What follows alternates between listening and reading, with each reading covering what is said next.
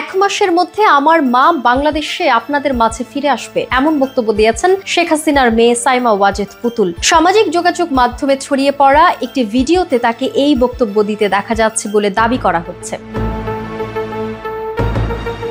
কিন্তু rumour scanner টিমের অনুসন্ধানে স্পষ্ট হয়েছে এই দাবি ভিত্তিহীন ও বিভ্রান্তিকর। আসলে এই ভিডিওটি ছিল মিয়ানমারের ভূমিকম্প পরবর্তী স্বাস্থ্য সংকট নিয়ে একটি মানবিক বার্তা, যেখানে শেখ হাসিনার দেশে ফেরার প্রসঙ্গে কিছুই ছিল না।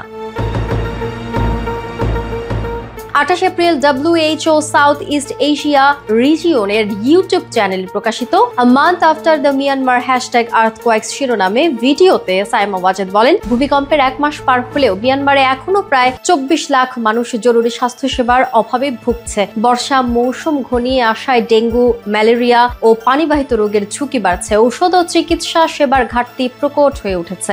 বিশ্ব স্বাস্থ্য সংস্থা সহায়তা করলেও তা প্রয়োজনের তুলনায় খুবই সীমিত। এই বক্তব্যের একটি অংশ কাট পেস্ট করে ভিন্ন প্রেক্ষাপটে ব্যবহার করে শেখ হাসিনার ফেরার দাবি জুড়ে দেয়া হয়েছে, যা আদতে ভুল ও উদ্দেশ্য প্রণোদিত প্রচার।